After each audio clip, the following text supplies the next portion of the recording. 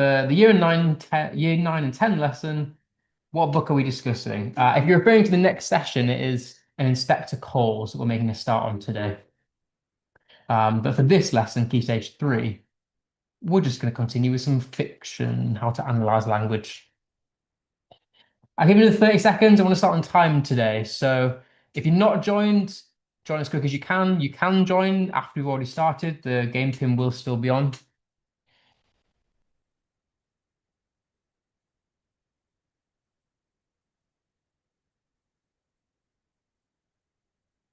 One, two, three, four.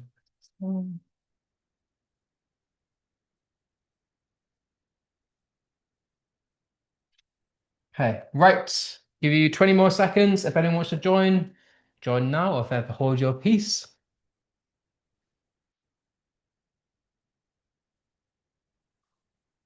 Okay, let's make a start. Good luck, everybody. Okay, the first few questions are about the phonetic sounds that we went over last week. So, what phonetic group are these letters in, did we say?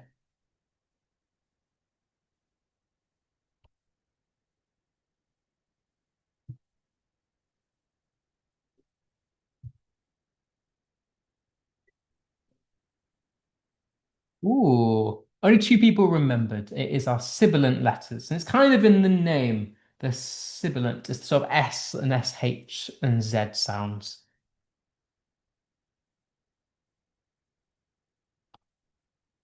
Okay. What effect do sibilant sounds often create in writing? So when we see them and we read them out loud, it should make you feel a certain way. In what way do you feel?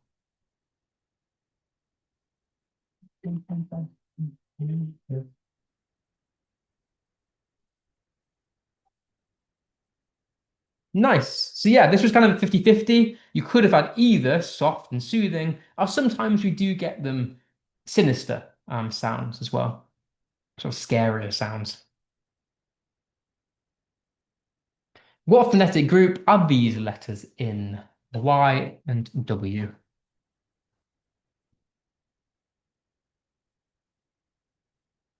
Give you a new little picture to help.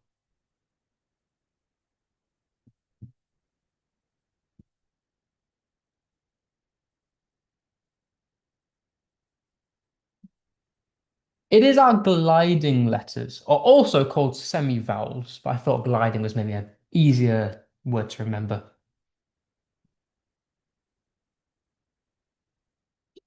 Okay, what effect do glide sounds often create? How do they make you feel?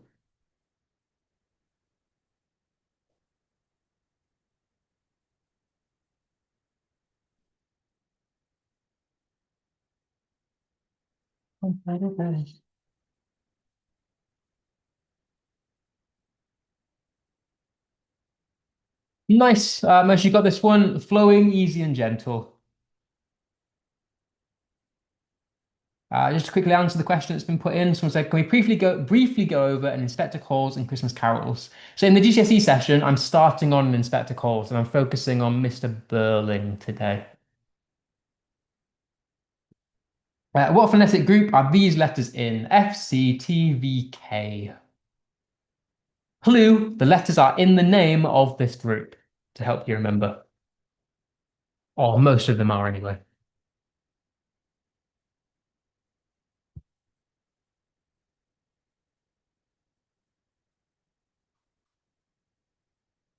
Nice. Again, they're in the name. F, C, T, V, and then also a K as well.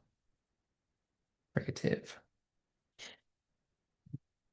What effect do fricative sounds often create?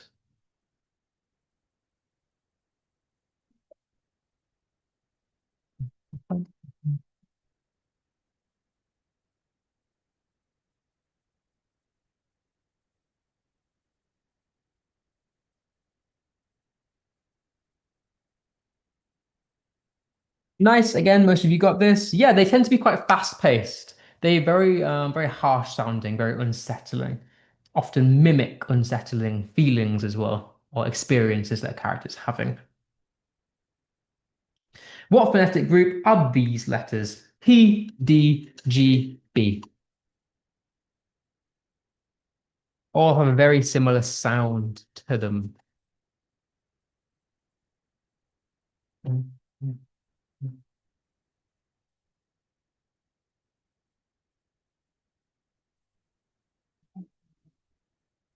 Again, most of you, nice. It is our plosive letters.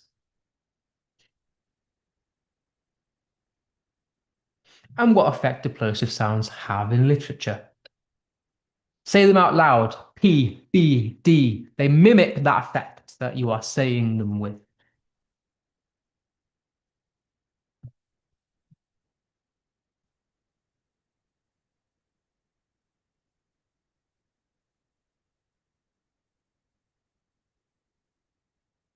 Okay, nice. Most of you got this. This was a 50-50 option as well. Yeah, we tend to use them for quite hard, aggressive, violent sounds, but then also things that might be more positively energetic as well.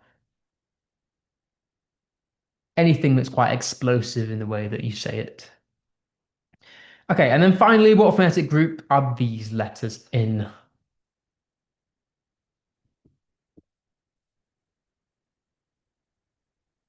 L and R.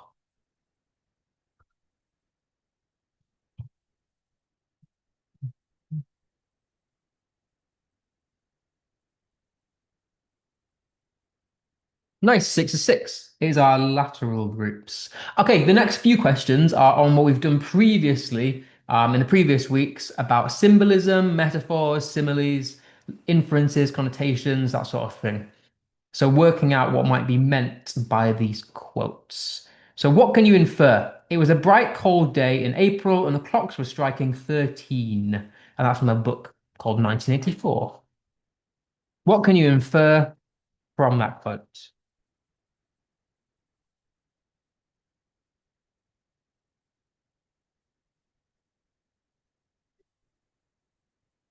So look beyond the literal, look for the figurative meanings. Okay. Um, yeah, blue, because looking at this idea that clocks striking 13, normal clocks 1 to 12. So that's a very unusual thing. Um, avoid the literal. In terms of literal in this sense would be anything weather related. So think of figurative beyond the literal meanings. Okay. What does he had a heart of stone connect about someone? What does it tell us about somebody? Someone says he has a heart of stone. Think about what you associate with the word stone, pick it apart. What might stone symbolize? How does it feel?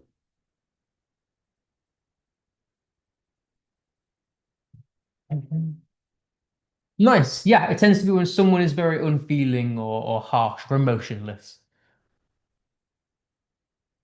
Darkness there and nothing more. A quote from The Raven. What atmosphere does that quote create? In other words, how does it make you feel? Darkness there and nothing more.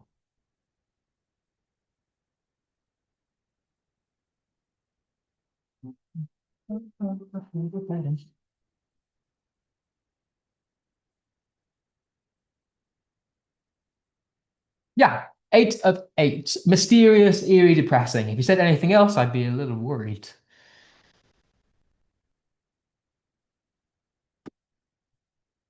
Okay. All the world's a stage, and all men and women are merely players. What does the stage symbolize? Or what could the stage symbolize? Think about its figurative meaning. What does it represent beyond the literal? It's not just a literal stage, it represents bigger ideas.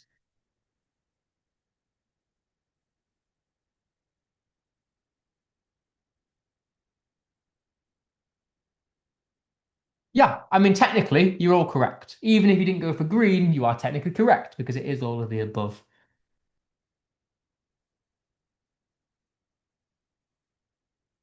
Hope is the thing with feathers that perches in the soul.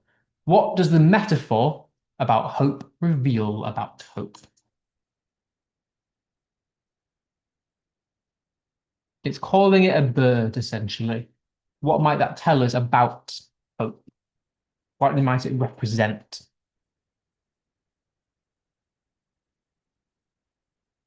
So think beyond the literal. Lovely. Hope is fragile and needs protection like a bird.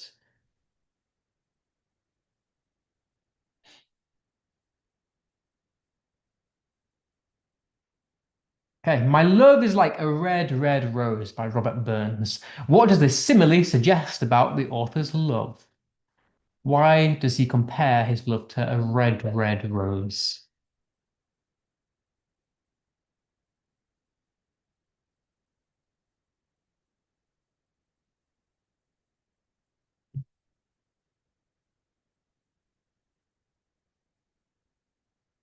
Nice. Yeah, I'd given you 50-50 again.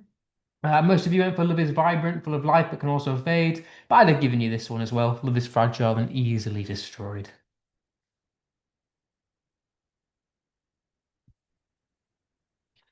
Which word means dull, bleak, and lifeless? Okay, we've got 5 questions about definitions of the words that I would hope you are revising by now of our word list.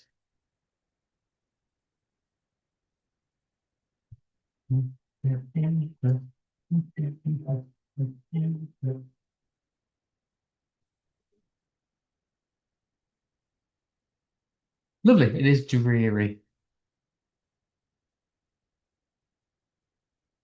Which word means strange and scary in a mysterious way?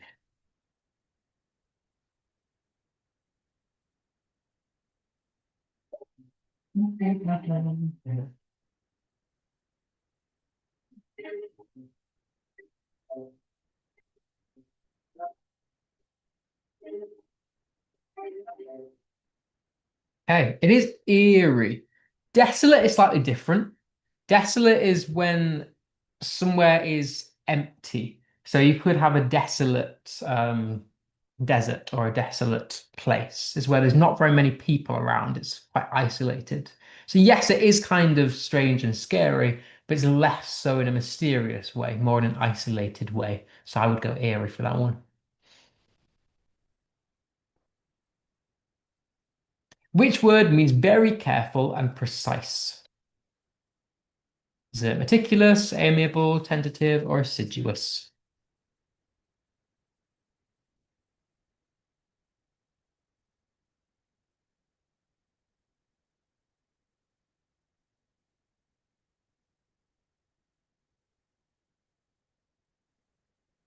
Lovely. Only one person got this right. I thought 4 people had. It's meticulous.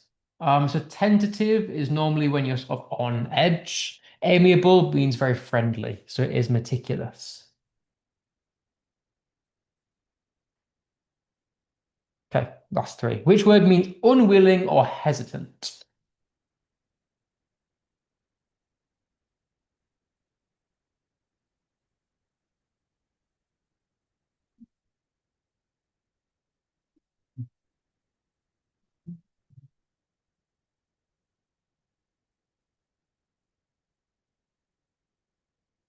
It is reluctant.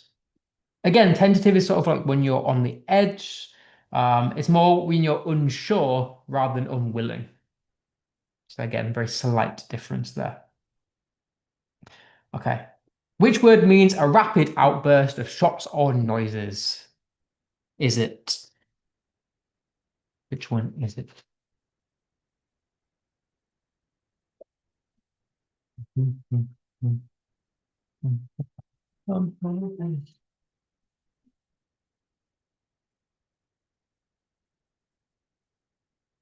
It is a fusillade. Okay, last question then. Which word means to show great care and perseverance or working diligently?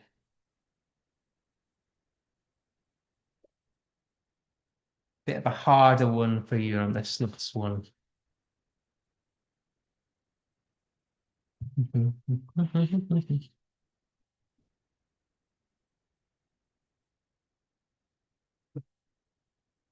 Okay, it is assiduous.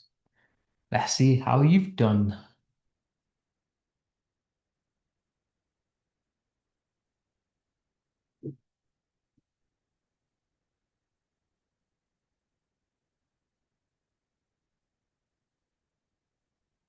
Nice. Well done.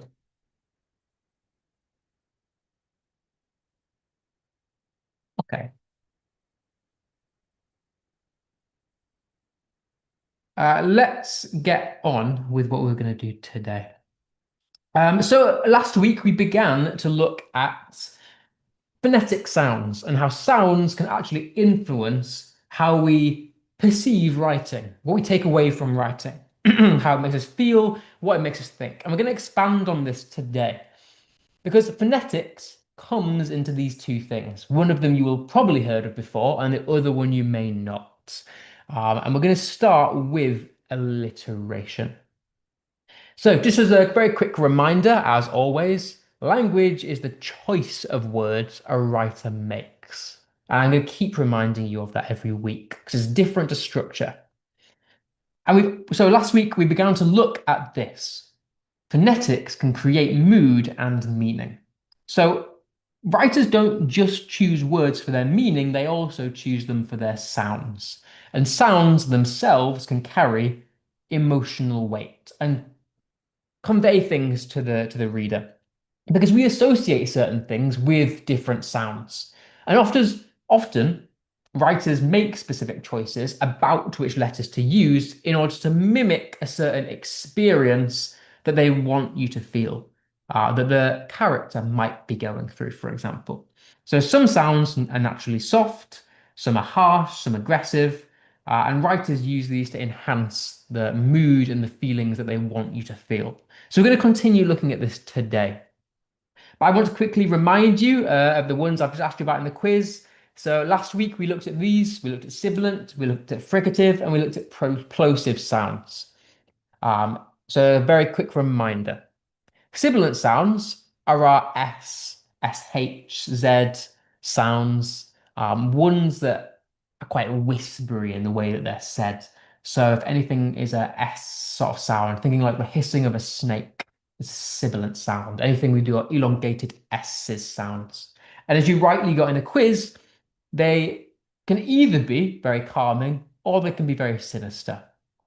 And we can tend to go 50-50 with the way that we want to use sibilant sounds. Fricative sounds are a lot more harsh.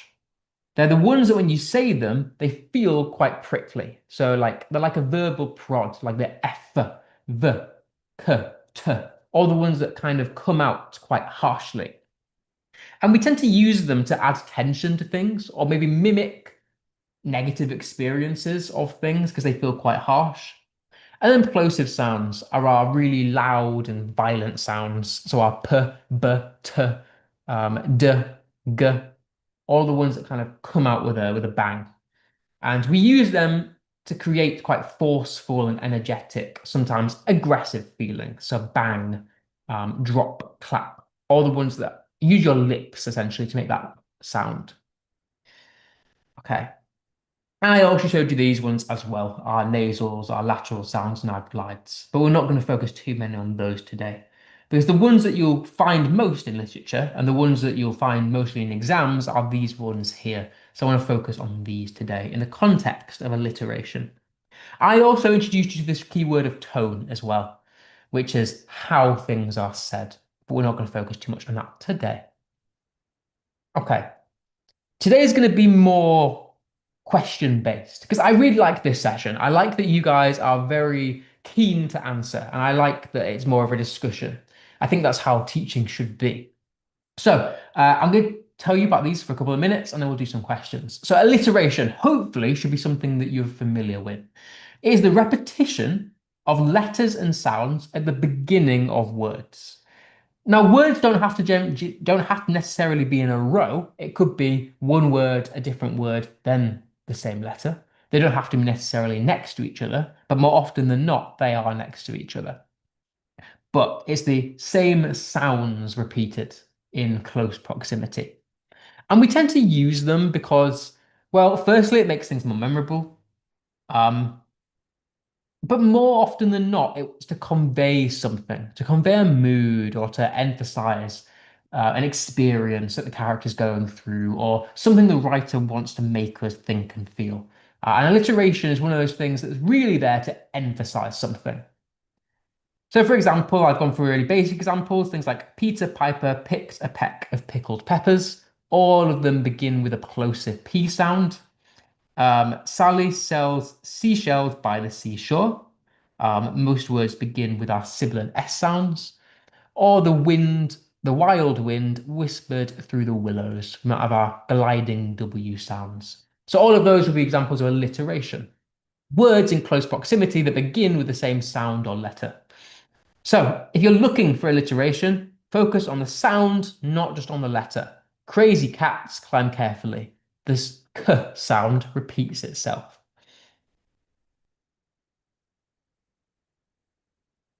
Okay, so purpose. Why do we do this? Well, authors use alliteration to draw attention to key phrases, to create rhythms, but the one I want to focus on, and hence I put it in purple, is to enhance the mood or feeling of text or scene. So some good examples from actual literature are things like the fair breeze blew, the white foam flew. And that's from a poem by Samuel Taylor Coleridge. And notice there we've got the repeated B and F sounds, this plosive B and fricative F sounds. And he's done that because this is a poem about the sea, right? It's about a guy who's stuck at sea. So he's used these letters and these sounds to emphasize something about the sea, about this guy's experience. So the fair breeze blew, the white foam flew. We've got quite harsh, hard-hitting, repeated sounds. So he does this to emphasize the movement of the sea. So it's carrying on with what we were looking at about looking beyond the literal. Another example, doubting, dreaming, dreams no mortal ever dared to dream before is from an Edgar Allan Poe work. Notice here we've got the alliterative, repeated, plosive D sounds in 3 consecutive words. Doubting, dreaming, dreams, dared, dream. We've got repeated D sounds. And that's to emphasize this feeling of suspense. So it's there for a reason. It's there to emphasize a feeling or an experience to you. And writers often use it to mimic things in order to emphasize messages that they want the reader to know. And that's what we're going to start thinking about today, trying to look beyond the literal and think about why alliteration might be used and what it's trying to tell you as a reader. So I wanted to quickly remind you of this as well. I've shown you this multiple times, the effect on the reader, how to explain it. I would break it down into this acronym here. If you're trying to explain the effect on the reader, it's better to use one of these words in order to help you structure an answer to explain the effect on the reader. So when you're thinking about the effect on the reader, ask, how does it make you feel? Are there any questions that it makes you ask? Does it help you to understand anything about the setting, about the characters, about the themes? Does it link in any way to any other parts of the text? Does it make you think anything in particular?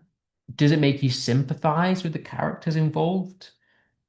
There's some good key words that I would use to help you structure, and I'm going to organize the questions today in terms of this acronym here. So, I've linked it directly to alliteration, so it might help you out.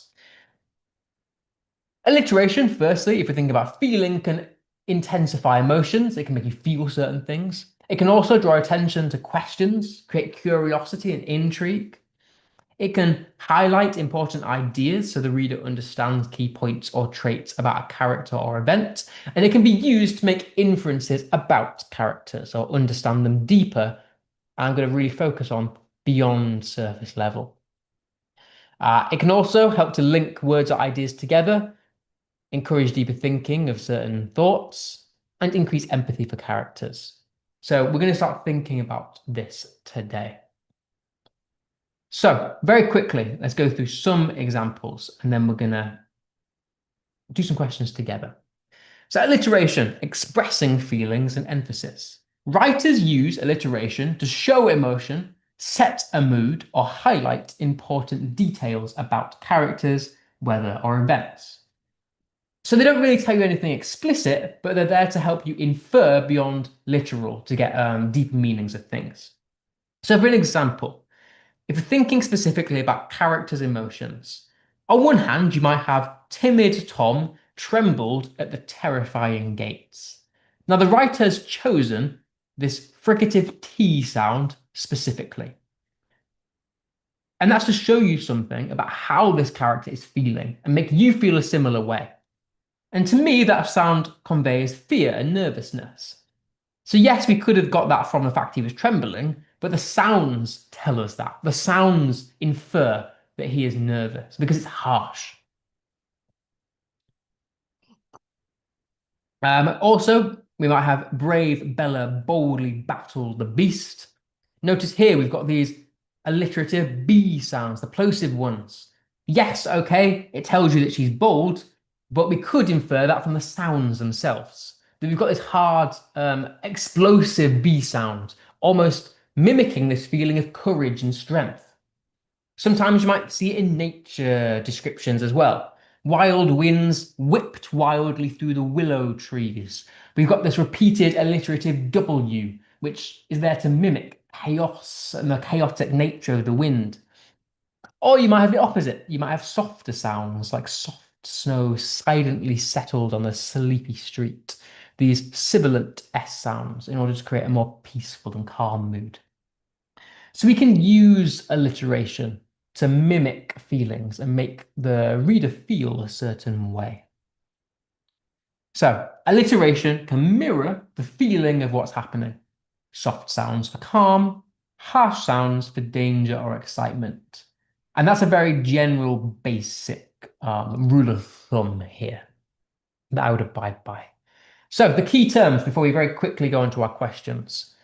Linking phonetics to alliteration. Same applies. If alliteration is using any of these letters here, it is plosive. P, B, D, G, W, W sounds. They're all quite hard and explosive. For example, the big boulder burst through the barrier. It's important, or the writer chooses explosive, hard-hitting sounds on purpose because it mimics power, violence. It tells you something about the strength of the boulder. Or you might use fricative sounds, fricative alliteration. F, V, C, T. And that creates a more harsh, sort of jabbing sound. So, for example, the fierce flames flickered. And that adds a tension and danger, almost to mimic the idea of suffering and chaos and unease, claustrophobia. So we tend to use plosive for more violent, aggressive things, and fricative for more mimicking of ideas of suffering and chaos and unease. So if something's quite unsettling, it tends to be fricative. If something is plosive, it tends to be violent and aggressive or energetic. And if it's sibilant, it tends to be softer or sinister. So I put effect one, suggests a calming feeling, or effect two, it can be something sinister as well. So for example, sly snakes slithered silently. To me, that suggests stealth and danger. So we're going to go into some questions. As always, I encourage participation. So if you want to this evening, please put in your answers. But first things first, I'm going to break the questions down by the FALTS acronym. So we're going to start by looking at how alliteration makes you feel, just for 10 minutes, and then we'll move on to consonants. So consider here the quote, softly, sweetly sang the skylark. And that's from a poem by Percy Shelley. Consider what kind of phonetic alliteration is used here. Is it plosive? Is it fricative? Is it sibilant? How do those soft S sounds affect the atmosphere? How do they make you feel, in other words? And how do you feel about the bird? Does it tell you anything about the bird by specifically the use of the S sounds? Okay. Okay, a couple of correct answers already. Sibilant alliteration is correct because it's those repeated S sounds. The softly, sweetly, sang, skylark. The S sounds. It is sibilant for number one. Now, there's no wrong answers in English. If you can justify it, you're correct. But how does it make you feel those using those softer sounds? Anyone have anything they want to share?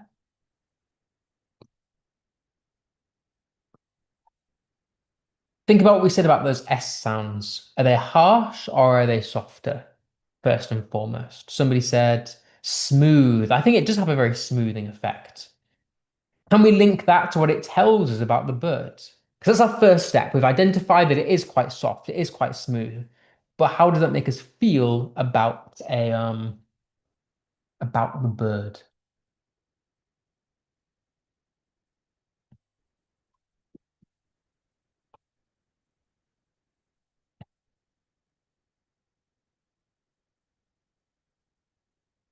So was it comfort? Someone said calm. Someone said soft and smooth. Yeah, I think I went with this. The sibilant S sounds are soft and musical. So that's the first part that we all got. Therefore, I think it makes the reader feel almost calm and uplifted. Because we said it mimics the feeling of what you're supposed to feel as a reader. So if it creates a calming effect, should that not make you feel quite calm, almost uplifted and inspired, matching the gentle song of the songbird? Whatever the atmosphere is, it's supposed to make you feel a certain way. Okay, try this one. Grim and grey grew the gathering gloom. Firstly, what kind of phonetic alliteration is used here, and how do those hard G sounds affect the atmosphere? How does it make you feel by specifically choosing those hard-hitting G sounds? Grim, grey, guru, gathering, gloom. And how does that make you feel about the weather? Does it tell you anything about the weather? So somebody said plosive. It is plosive. It says hard-hitting G sounds. Plosive alliteration first and foremost.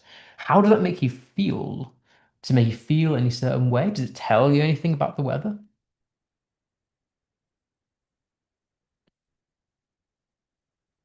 Does it emphasize the weather in any way? Somebody says dramatically dull. Oh, I love that. I think it is this idea of drama. Energetic. So if we go on this idea of energetic, what does that tell you about the weather? So it's a cold, stormy. I think it's stormy. I think a storm is the energetically dramatic version of weather. Anything else? Does it make you feel a certain way? Any sort of atmosphere?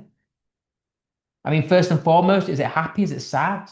Does it make you feel free? Does it make you feel oppressed? Really go beyond the literal here. Someone said it makes me feel cold. It makes me feel, yeah, it makes it very dark and depressing. You feel sad. Yeah, I went with this. I think the plosive alliteration makes the line feel almost heavier and darker, like somebody said, creating this sense of sadness and foreboding, which somebody else also said. It emphasizes the oppressive and unsettling atmosphere by giving the weather almost power. Because we said this plosive sounds is power, it's strength, almost creating an idea that the weather is isolating us, it's entrapping us, almost as if it's an overbearing force. It's the plosive suggests that the atmosphere is really dull. It makes the storm feel aggressive and bad. Yeah, lovely. Okay, thinking about this one then. Questions that it might make you ask. Deep into the darkness, peering. Long I stood there wondering, fearing. This one's a bit more difficult to spot because there's not many letters that are repeated. But think about it. Think about the sounds. Deep into the darkness, long I stood there wondering, fearing. Is there any deep darkness, peering, wondering? Is there any what kind of a phonetic? Someone said harsh, so there's hard-hitting sounds. It is the hard-hitting sounds. Do you remember what they're called? So, and think about what do those hard sounds, how do they affect the tone and the atmosphere? How does it make you feel? What questions are created by using these hard-hitting sounds? Plosive is correct. Someone said confusion and alone. I like this idea of confusion. Let's stick there. I think it is quite confusing. It's a bit disorientating. What kind of questions arise from this feeling of confusion and disorientation?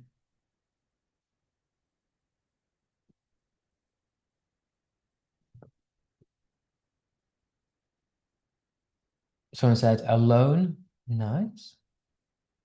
So yeah, I'm with this. I think the plosive alliteration makes us wonder almost what danger or mystery lies within the darkness, building a sense of suspense and curiosity, presenting an ominous but curious tone, almost foreboding a dangerous discovery. Okay, again, stick with these questions. Through the thorns and thickets, she threaded her way. What kind of phonetic alliteration? How do the harsh TH sounds affect the tone? How does alliteration make you curious about her journey? Does it make you wonder anything? Does it make you come up with any specific questions? Again, there's no right or wrong answers. This is really all up to you.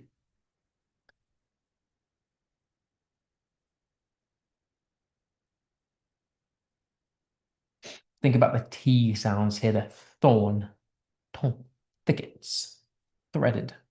What did we say the letter T was in? Somebody said sibilant, and I could get why you would think that with the th sounds. But TH is still sort of within the fricative bracket because it is quite harsh in the way they say it, rather than like sh and th is are different in the sounds that it creates. So I would say th into the TH is still fricative.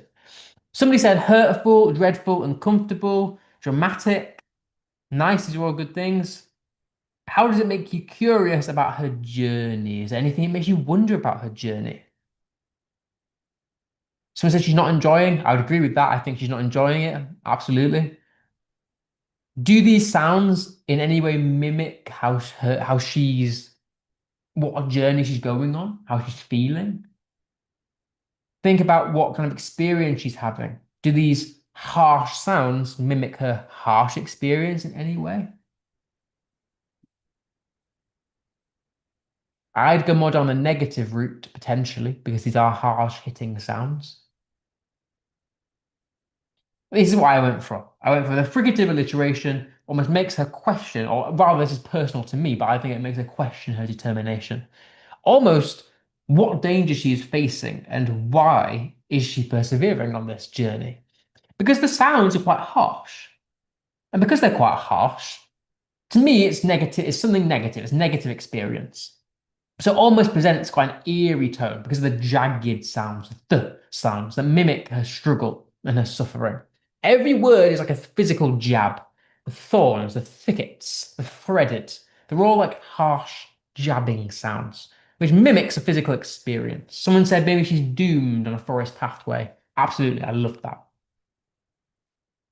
Okay, thinking about this idea of understanding, does it help you to understand the character in any way? Fickle fingers, fidgeted with the frayed fabric. What phonetic alliteration is used here, and how do the harsh sounds reflect the emotions of the character in any way?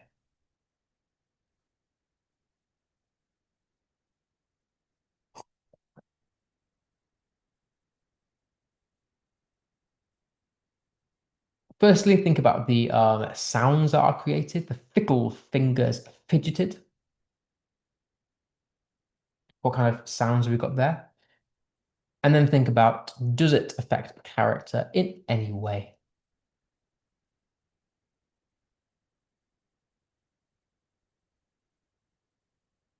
Someone says scared. Yeah, potentially. Yeah. Definitely. Anything else? Scared is absolutely nice though.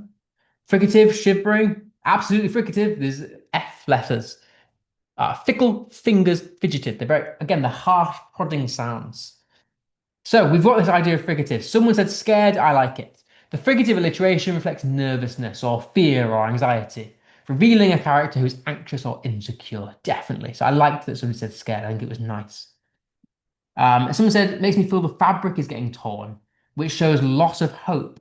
Oh, I love that. That's a very nice, deep way of thinking about it. And if you said that in an exam, lovely. I'd absolutely mark you highly for that. Okay, we'll skip on a few. We're good to think. So thinking about what kind of thoughts might you have when you read this quote? The deep, dark dungeon dripped with dew. What kind of phonetic alliteration is used here, and how do the harsh and hard D sounds reflect the atmosphere of the dungeon? What does it make you think about the dungeon? What kind of imagery does it create?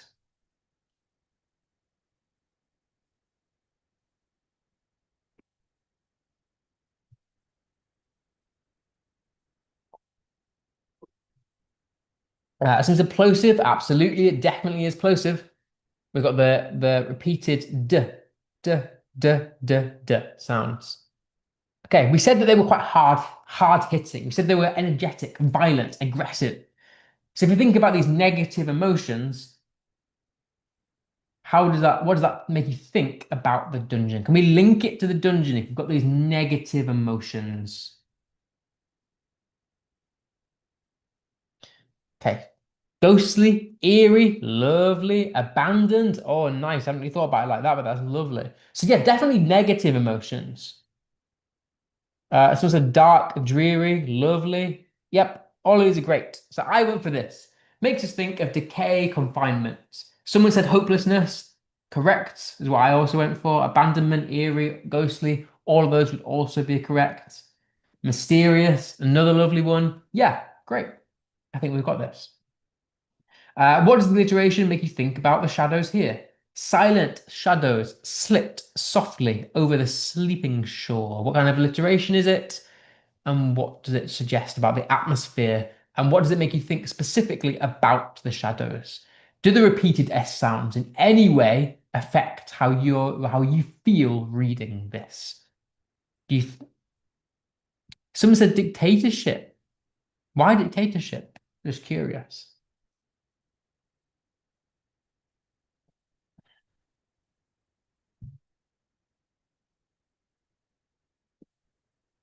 Someone said calmness or eerie. I would agree, but which one would you think? Someone says feel sleepy. See, feel sleepy.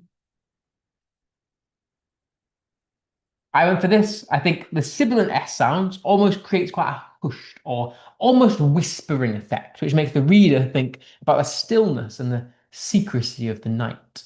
So I think you were kind of on the right lines with calm and or eerie. I think there is an eerie undertone to the calmness. So it always mirrors the calm, with mystery on top. Makes us imagine the subtle movements of the shadows, of the gentle lapping of waves, but also forebodes what's to come. Somebody said imagery of a fire. Oh, possibly, lovely. Dictatorship, by the way, always a past one. Okay. We'll do one more for this. We're going to sympathize, and then we'll look for 15 minutes at consonants. So what does the alliteration make that's meant to say, how does alliteration make the reader sympathize with Pip? Poor Pip paused, pale and powerless. What kind of phonetic alliteration is used? How do the hard P sounds mimic the emotions and experiences of a character? How is the boy presented? Why do we sympathize with him? Someone said plosive. Immediately off the bat, we've got it right. Plosive sounds. We've got the P sounds. Poor, pip, pause, pale, powerless. Hard-hitting sounds. Do they mimic in any way, do you think, this guy's experiences? And how does that make you feel? Think about sympathy in particular. Why might you feel bad for him? So it makes the reader sympathetic. Yep. But why? How? Oops. Didn't mean to go ahead. It's fine if no one has an answer. I think about normally we use P sounds for quite hard hitting experiences. Potentially something bad here. I went for this. The plosive P sounds highlight vulnerability and weakness, almost making the reader pity him and understand his fear. The hard sounds mimic pain to emphasize suffering, almost mimicking violence and aggression. And the reason I went for this is because normally we use plosive sounds to show aggression, to show violence. And so it kind of made me think, is someone violent to him? It made me think, is he suffering? And so I think it emphasizes the aggression, the pain, and the fear that he feels. Okay, but I quickly wanted 15 minutes to talk about consonants as well, because this is slightly different to alliteration. And this is one that you might not have heard of before. So, alliteration is where you get repeated sounds at the beginning of words. So, like we just saw here, P, P, P, P, P repeated at the very beginning of the words. Whereas consonants is repeated sounds in the middle of words or at the end of words. So they're not necessarily at the start of words, they're in the middle or the end. So they're a little harder to spot. but they're just as effective. So, for example, lumpy, bumpy road. The plosive here is in the middle of these words. The P, and then we've got a D at the end. So we've got these plosive sounds that are not at the beginning of words, but in the middle and the end. He struck her, a streaker of bad luck. The repeated K fricative sounds are not at the beginning, they're in the middle and at the end. And that is consonants. I think I like the pink kite. Again, the sounds, the fricative sounds of the T's and the K's are not at the beginning, they're in the middle and at the end. The K, K, K, K, T. So, again, we use consonants for the same reason that we use alliteration. Reveals these hidden messages through sound, allows us to think beyond the literal about figurative meanings. And as exactly the same as alliteration, you can have plosive, fricative, and sibilant. Except now they're not at the beginning, they're at the middle and the end of words. So, for the next 10 minutes, we'll do some of these questions, and then that's us done for today. So, how does consonants, or what does consonants make the reader feel about sleep? Sweet dreams form a shade over my lovely infant's head. Sweet dreams of pleasant streams by happy silent moony beams is from a poem by William Blake called A Cradle Song. What kind of phonetic consonants is here, do you think? And how do those S and SH sounds reflect the way that you're supposed to feel? And how do these sounds mimic the feeling of a person's sleep? And do they in any way? So somebody said sibilant, absolutely. We've got the sweet dreams for shade, infants, head, sweet dreams, pleasant. Yeah, I'll highlight them when I show the answers. Okay, so we've got sibilant sounds. There are softer sounds. Why do you think, or how do they make you feel? And how can we relate them to sleep in any way? I know this is a bit higher level. It's a bit of a harder skill today, but it's always really good practice to get in early. How do those sounds make you feel? We've got softer sounds. Does that tell us anything about sleep in any way? Can we relate it back to the topic of sleep?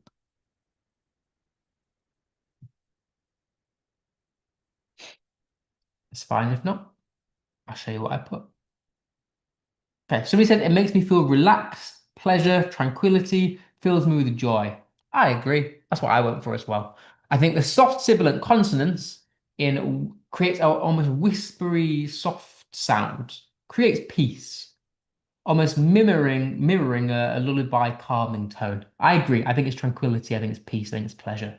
And it tells us that a person's sleep is very nice. Okay. What does consonants make the reader ask about Hamlet's state of mind? The quote is, to die, to sleep, perchance to dream. Aye, there's the rub. Is there any phonetic consonants in here in the middle and end of words?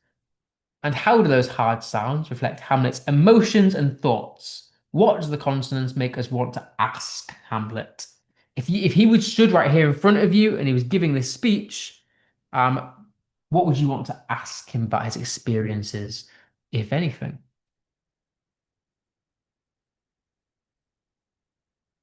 Firstly, identify the alliterative phonetics. What is it?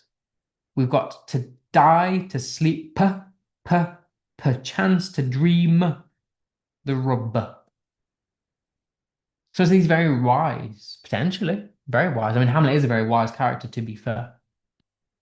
But is there anything you'd want to ask him?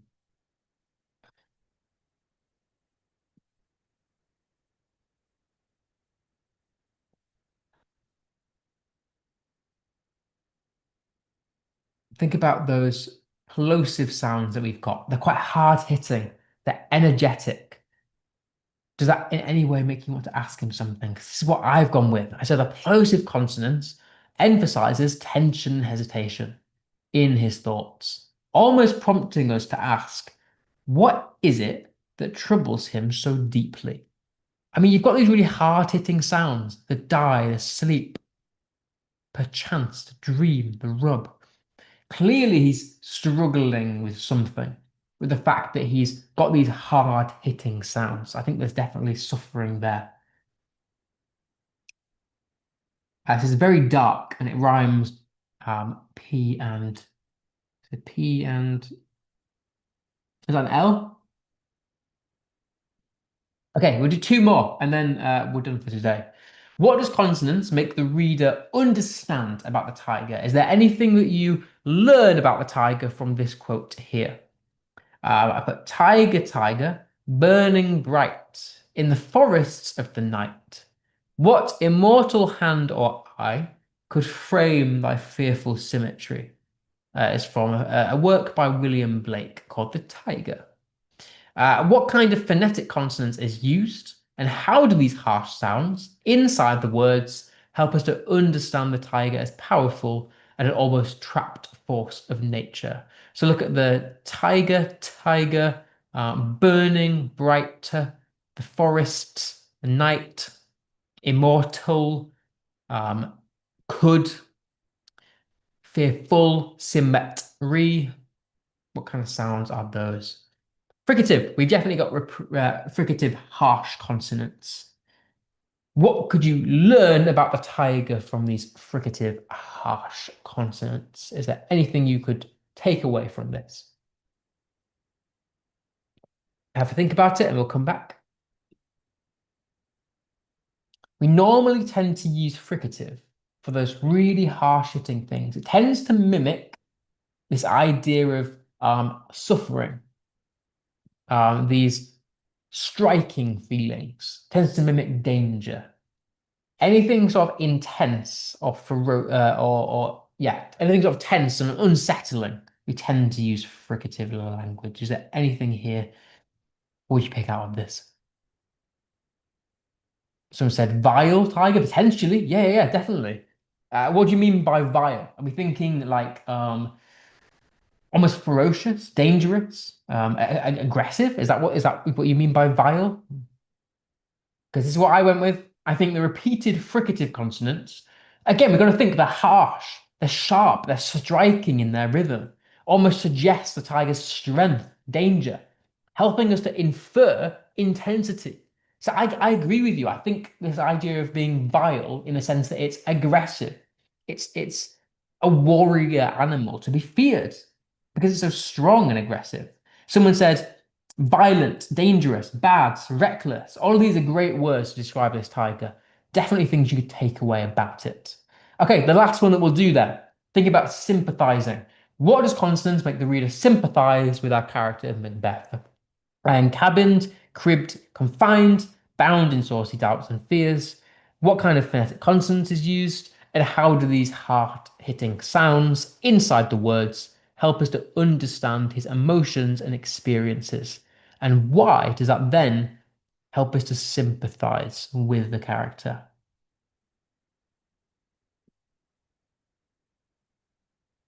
So first think about the sounds.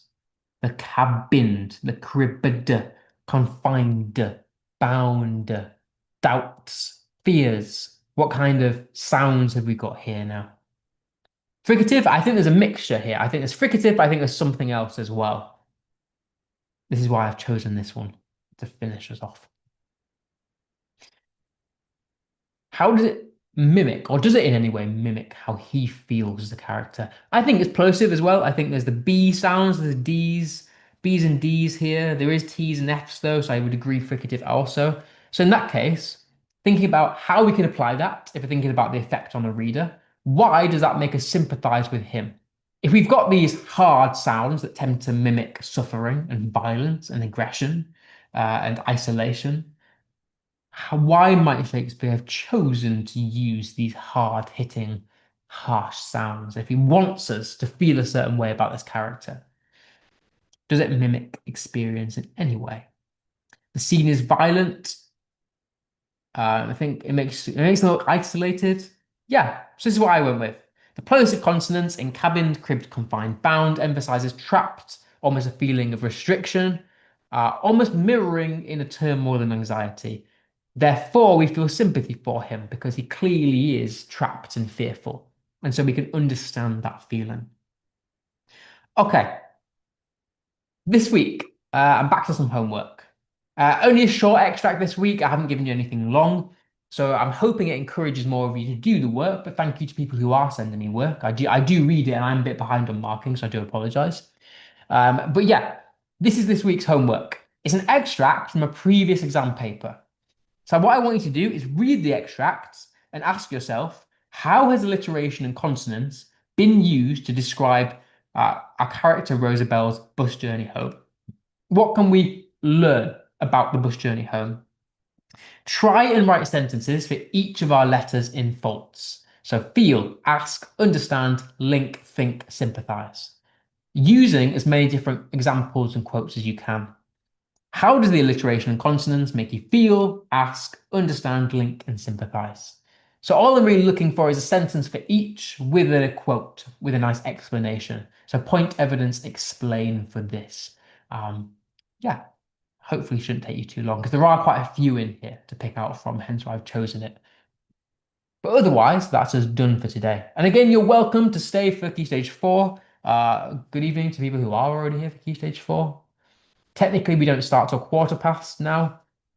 So I'll leave this on and I'll stay for a couple of minutes for Key Stage 3 to ask some questions. Otherwise, sit around for a few minutes whilst we get started with Key Stage 4. And I'll leave the homework on for anyone who wants it.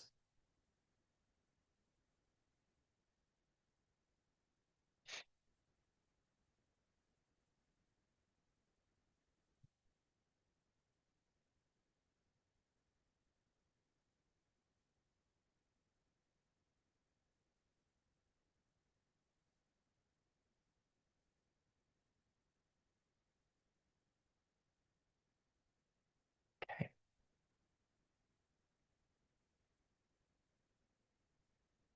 Um, I don't tend to do a Kahoot in Key Stage 4, no, just because we've got so much to get through. Okay. I'm guessing everyone who wanted this homework has taken it by now. I'm going to start loading the next thing.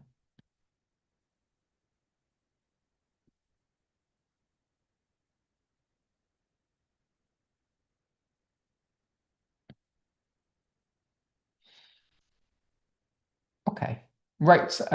Give it a couple more minutes whilst we wait for everyone to arrive. And then we'll make a start on looking at Mr. Burling. I'm very aware that some of you will have mocks coming up.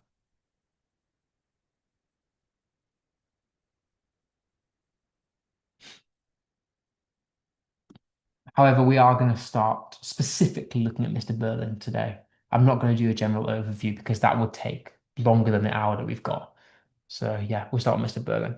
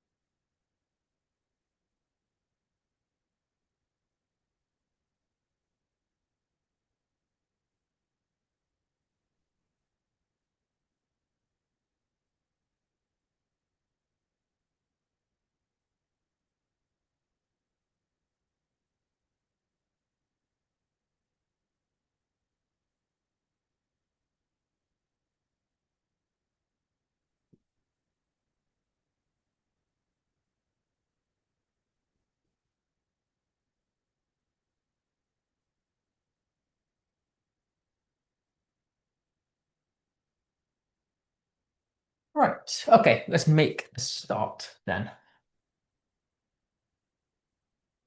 Someone said, is an Inspector Calls in Romeo and Juliet? They're separate plays. So Romeo and Juliet was written by Shakespeare and Inspector Calls was written by J.B. Priestley. They'll be on separate exam papers as well. So Romeo and Juliet will be on paper one, Inspector Calls will be on paper two. Okay then. Um, yeah, just a very brief warning. This might be a shorter session today, because it depends how fast we get through what I've prepared today. So, what I've tried to do is I've tried to. I really, really struggled in how to organize Inspector Calls because it's not like Macbeth where it has to be in order to be understood.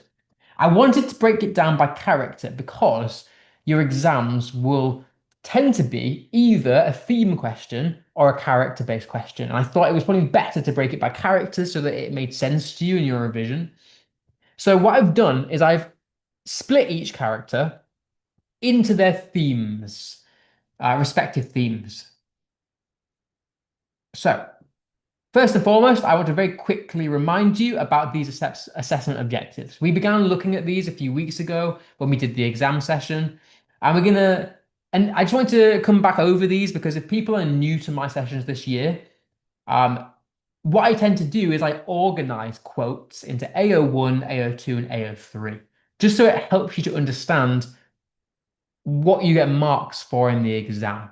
So AO1 is about reading and understanding and responding to texts. It's the point and the evidence of your answers, your answer structure. So should be able to maintain a critical style and develop an informed personal response using textual references, including quotations, to support and illustrate interpretations. And that is worth 12 out of 30 marks of each essay. So that's your point and your evidence. So it's ideas, evidence, and understanding.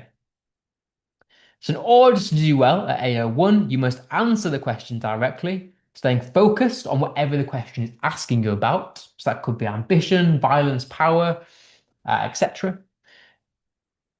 Linking the question directly to plot, characters, and themes, using relevant quotations and explaining how those quotations support your point. So that's kind of what AO1 is. And I don't want to focus too much on this because we did go over this. And then AO2 is specifically analysis. So this is naming a technique that is within the quote that you've picked and using it to explain how it affects the reader. So analyze the language, form, and structure used by a writer to create meanings and effects using the relevant subject terminology where appropriate. So analysis of language, form, and structure is how the writer uses language, form, and structure to create meanings. Okay. And we also went over the difference between language, form, and structure, but I won't go over that today. So yeah, AO1 is your point and your evidence, and AO2 is your terminology, your explanation, and your link to the reader. And we went over this a couple of weeks ago in the exam session. Someone said, is this helpful if you aren't actually doing Inspector Calls for your GCSE course? Yes and no.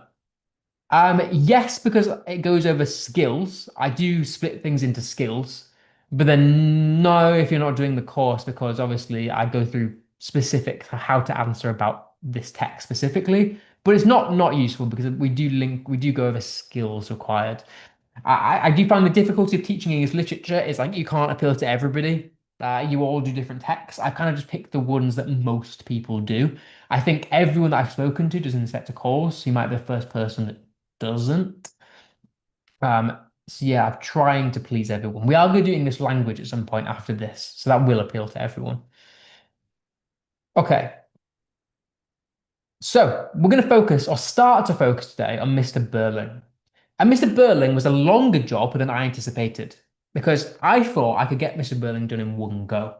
That was not the case. It took me a while because he has a lot of good quotes. Mr. Burling is the one you want in an exam because his quotes are golden. They are language analysis fountains. There's so much to talk about for him as a character. So, introduction to who he is. He is the head of the household. He's married to Mrs. Burling, and he's the father to Eric and Sheila. He is a middle-class businessman who owns a factory. A little background information. Things that we know about him as a character. He is wealthy and he's confident.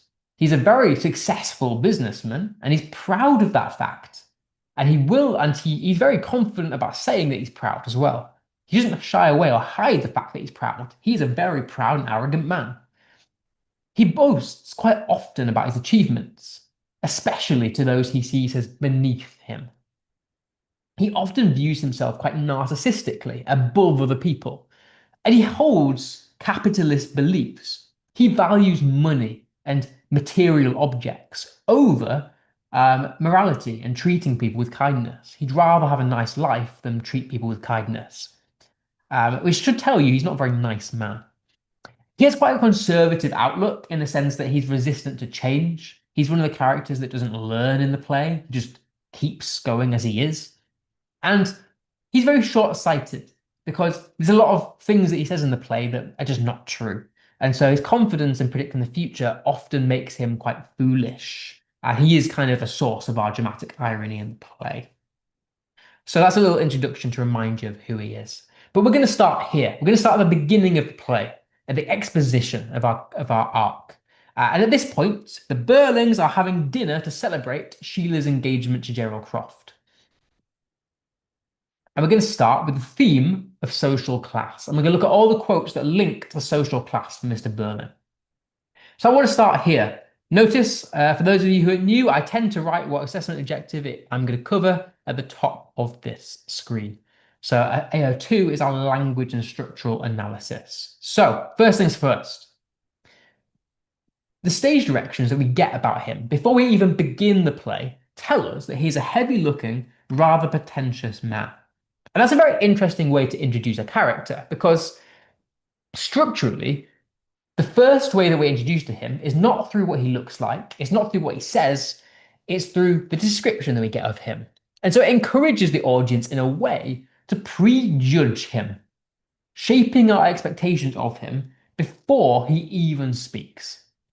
And he basically does that for a reason, because he wants us to dislike him immediately. He needs us to dislike him because it emphasizes his moral message, which is treat people with kindness, because that is how you build society. So structurally, it's very interesting that that's the introduction, because he wants us to dislike him. And ways that he does this are by using adjectives like heavy looking, which carries symbolism to it. Yes, okay, it suggests physical weight, but it creates a sort of imagery for the audience, giving them an immediate sense of this character's overbearing presence. The weight is symbolic because it carries or conveys wealth and status. Without even seeing him, we know that he's quite an imposing force. He's someone that we're not going to like in the play. Because of the symbolism of the heavy looking, we associate him with wealth and status. And so we're already made to feel like we shouldn't like this man. Even in the adjectives of pretentious as well. It implies that he takes himself very seriously, that he's quite self-important, he's narcissistic, almost presenting him as pompous. And that's going to foreshadow what he does in the play, and very much aligns with Priestley's message, which is to critique the complacent people in society. By calling him pretentious, he's saying he's self-important, he does nothing for society, and so you should dislike him. And so the introduction that we get is very weird and it's very purposeful. Now, I do want to note it is very interesting that Priestley uses the word rather, because he could have said a heavy-looking, pretentious man, but he said a heavy-looking, rather pretentious man. So he uses this adverbial modifier to almost dampen the description, but I think that actually has a better effect because it creates quite a formal tone, which is almost quite condescending in a way, which pretty much reflects Mr. Burling's character because he's very condescending, he's very arrogant. And so by using that language, again, it's to encourage us to dislike him. By already presenting this formal tone, we're like, no, I don't like this character from the get-go. And that's the point. Now, getting into the dialogue, I've tried my best to put these in order of chronological order. Because I split them by theme, there are going to be some not in order, but it should be okay because you get asked about themes in the exam. So, you ought to like this port, Gerald. It's exactly the same port as your father gets. Now, this is one of the very first things that he says in the play, and he says this directly to Gerald Croft, the one who's marrying his daughter Sheila. And already he's very condescending. He's very overbearing as a character. And we know this because we get the repeated pronouns and this repeated direct address. It's like, you ought to like this, Gerald. It's your father that gets this. And the repeated sort of pronouns is him trying to assert his dominance over other people.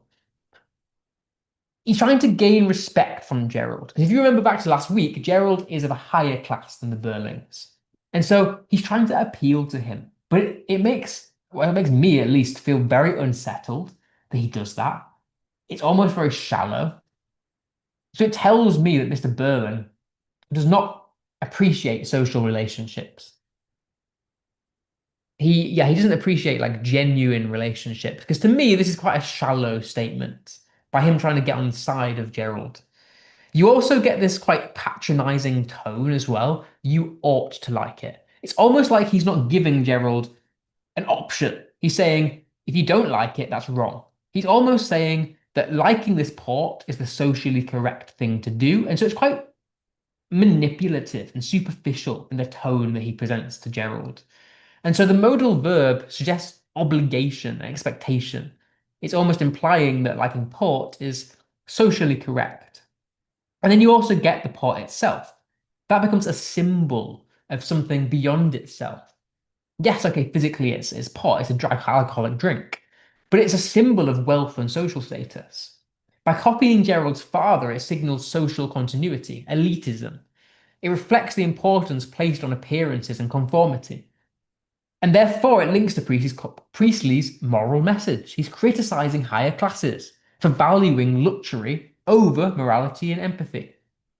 Mr. Burling is the kind of guy that will go out of his way to buy expensive port at the expense of the workers who suffer to make it. He cares more about that luxury than the people who are suffering. And so it's a symbol of that quite early in the play. So structurally, that's quite an important symbol because it really foreshadows how he is for the rest of the play also. What is port? It's an alcoholic drink. It's a type of whiskey. Okay. Um, you ought to like this port, Gerald. It's exactly the same as your father gets. Thinking then about the context that this is placed in and the writer's intentions. Thinking about the port specifically. In context, we talked last week about socialism and what World War One did to Britain. Now, Priestley, we know, was a socialist. He believed in collective responsibility. He'd seen the suffering and the human greed after World War One. He'd seen people die in the war. He'd seen how they were disrespected, that they weren't treated as heroes, that they were almost trodden down on when they came back to Britain, that they had terrible lives after serving in the war. And he didn't agree with this suffering. He didn't agree with that. And so after World War One, Britain was economically vulnerable. We weren't in a good state. You know, the working class often struggled to make money, living in horrible conditions, which led to the mass strikes of 1926. Britain was in a state of unrest. And so here, Priestley uses this port, the symbol, to criticize the complacency of those higher classes who cared more about wealth and luxury than using their status to help others. You know, we know that this play was written in 1945. And so the people who are watching it have survived World War One and Two. And so they know the state of Britain. They know that it's a bad place to live at this minute in time. And so they've experienced how the rich didn't help to rebuild the country after the war. And so he's using this port as a symbol to criticize the rich who did not help to build Britain back up, who let the poor suffer. And that therefore makes us dislike Mr. Burling because we associate him as one of those rich people who didn't help. His dismissive tone is shallow, and port is a symbol of the mass suffering caused by the wealthy whilst they sat by and watched. So it really highlights the moral message of this play. It's not just poor, it's a symbol of disrespect, of wealth and suffering. Okay. Now, I look forward to the time when Crofts and Burlings are no longer competing but are working together. It's one of the happiest nights of my life. Your engagement to Sheila means a tremendous lot to me. Now, these quotes make me feel quite uncomfortable about Mr. Burling because, again, we know he's not a very nice man. I mean, first and foremost, look at this. I look forward to the time. Already, we're getting foreshadowing and irony because we know that by the end of the play, that's not going to happen. But I really want to focus on is this juxtaposition that's occurring here. They're no longer competing, but are working together. He's talking about the marriage of his daughter, which should be quite a happy and celebratory time because of his daughter. He should care about his daughter. But this quote here tells me that he does not care about his daughter. And I know that because the juxtaposition reveals his true intentions of this marriage. It's not a personal thing, it's a business alliance. It's a social game. He's doing it for selfish gain. It's not for Sheila, but it's a selfish, strategic move for Mr. Burling. And so from this, we know that he's a pragmatic man. He's shallow. He's concerned with power and status, not genuine human relationships. And I know that because there's a contrast, no longer competing, but working together. He's prepared this marriage because he wants Gerald Croft's family to work with him in a business relationship. So that should make you really dislike this man. It's one of the happiest nights of my life. There's a hyperbolic superlative here, the happiest. He's exaggerating massively. And again, that emphasizes my point that it's not about the celebration of Sheila and family, it's about business relationships. He's saying, happiest nights of my life. He's taking the focus away from Sheila, who's the one that's getting married. And he's putting the focus on himself. And he's saying, it's the happiest day of my life. And so it strips Sheila of the focus, showing how he's very self-important because he's framing the wedding around himself, making him sound very shallow. And yeah, he is genuinely happy, but for the wrong reasons. He's happy because he's getting a business relationship, not because his daughter is getting married. So this man is a very horrible man. And also this idea of the adjective of the tremendous. It amplifies this approval and this enthusiasm, making his reaction seem performative, over the top. Reveals that he's concerned with appearances, not Sheila and the family. And then also this your as well. He's saying that it's almost like Gerald's engagement, not Sheila's. So he's placing the focus on the man as well. Very much misogynistic. Okay, think about the context then. I look forward to the time when Miss Cross and Burlings are no longer competing. Is there anything going on at the time that we can link this to? Well, yes. Priestley uses Mr. Burling to expose the selfishness and superficiality of the upper class. Thinking about his moral message of the play, which is to encourage the audience to be nice to each other, keep each other accountable, be responsible for each other. Mr. Burling focuses on status, alliances, and appearances, and he ignores moral responsibility or empathy, which very much contrasts to Priestley's socialist ideals of community, equality, and collective responsibility. Priestley was a socialist. He believed that people should help each other, and that's how we grow as a society. Mr. Burling does not believe in that. He thinks every man for himself. He thinks, as long as I'm rich, everyone else can go away.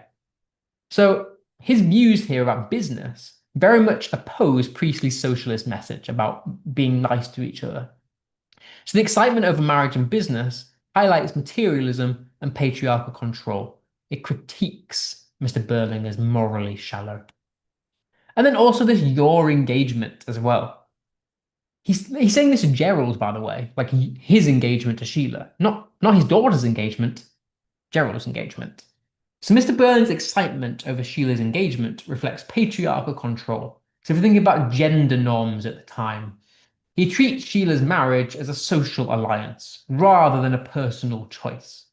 And the use of the pronouns here emphasize almost that Gerald owns her, that he's authority over her.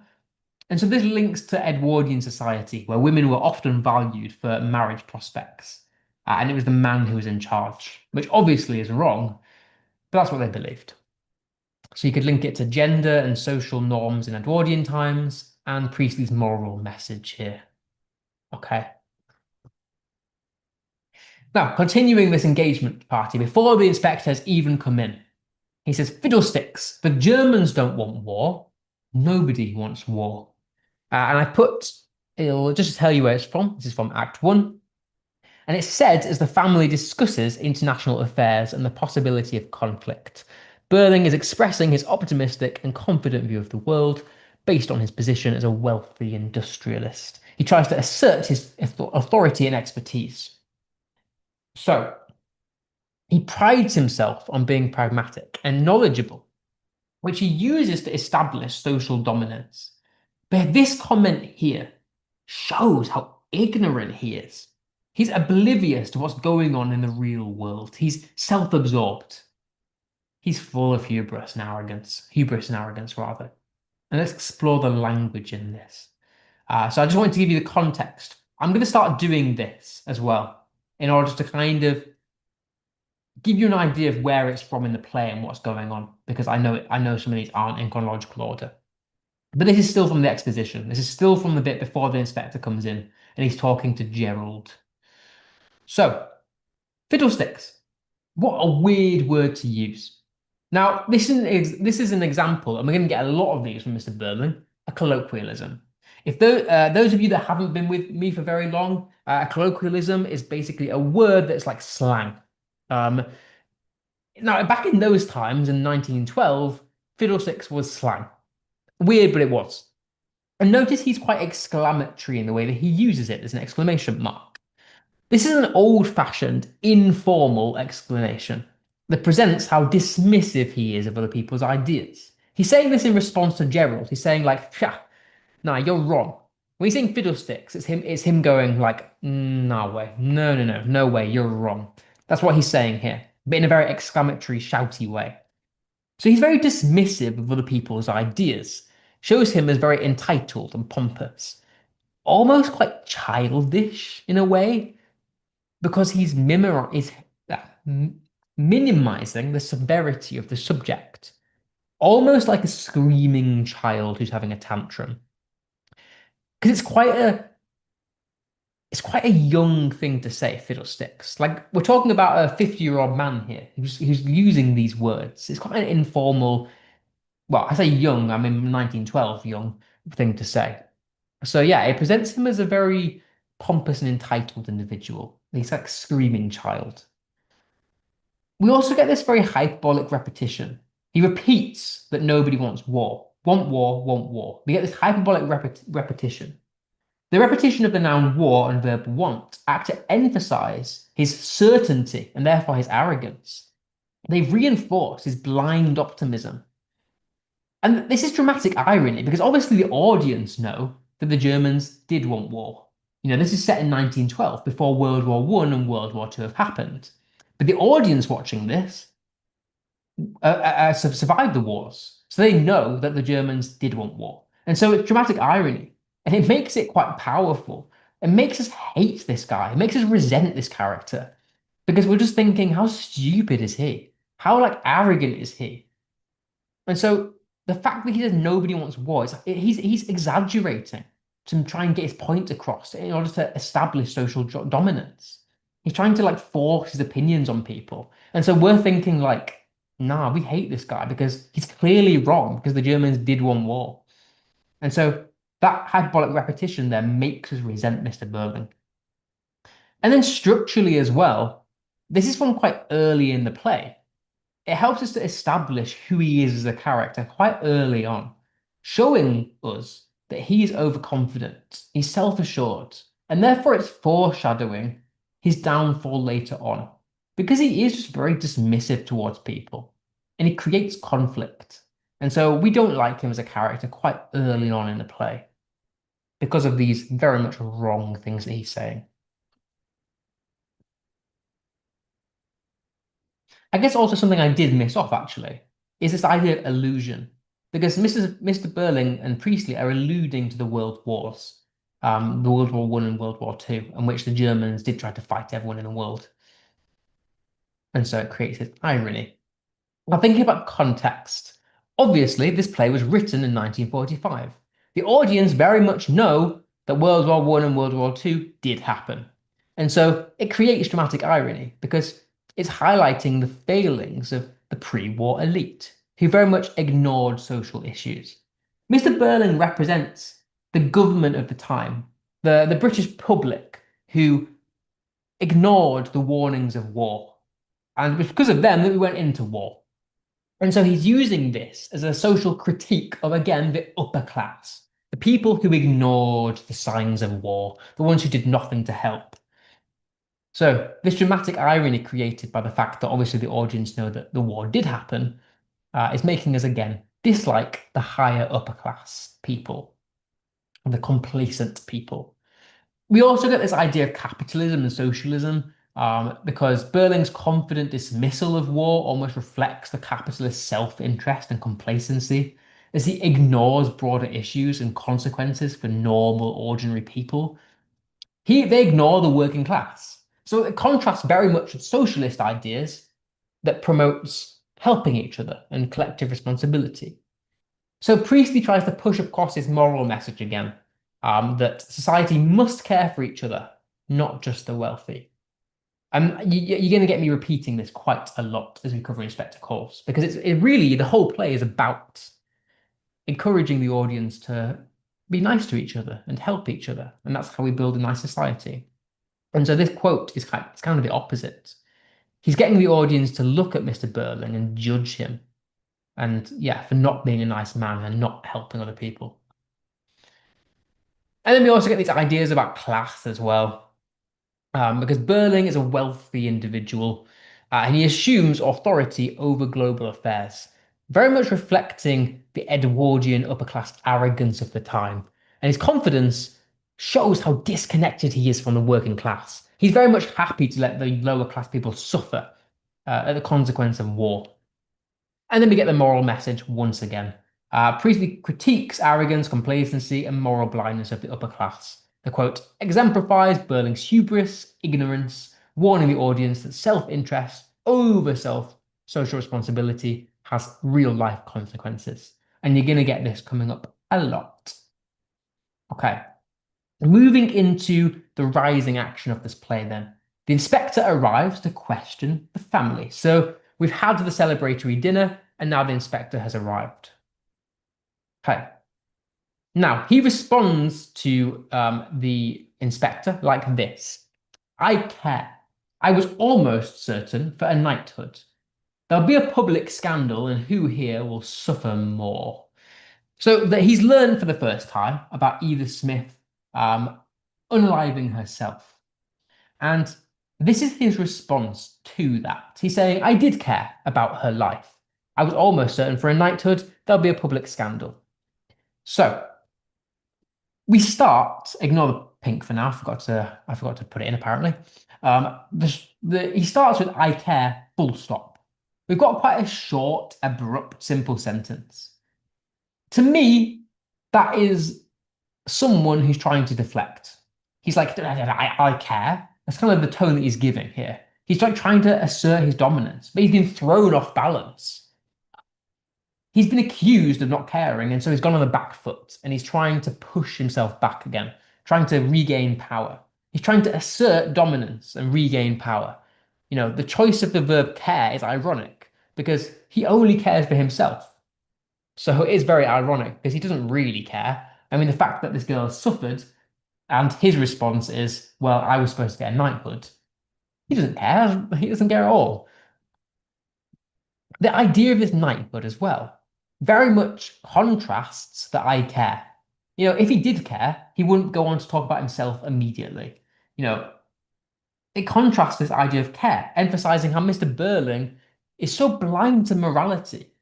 You know, he doesn't care about anyone outside of his social circle. It makes the audience, therefore, almost quite shocked at how blind and how arrogant he is, and therefore we hate him. We resent him.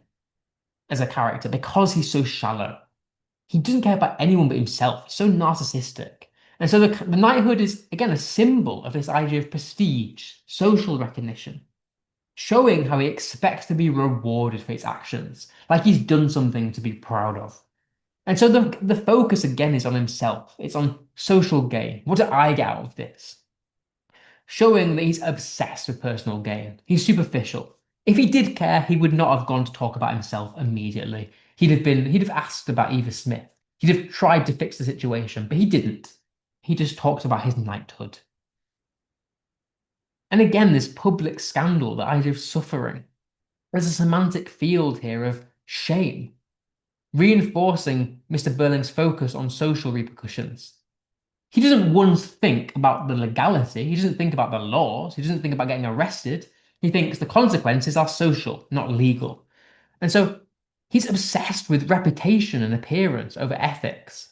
You also get this plosive and fricative consonance, the public scandal, highlights his manipulative desperation to emphasize Priestley's moral message and critique the upper classes.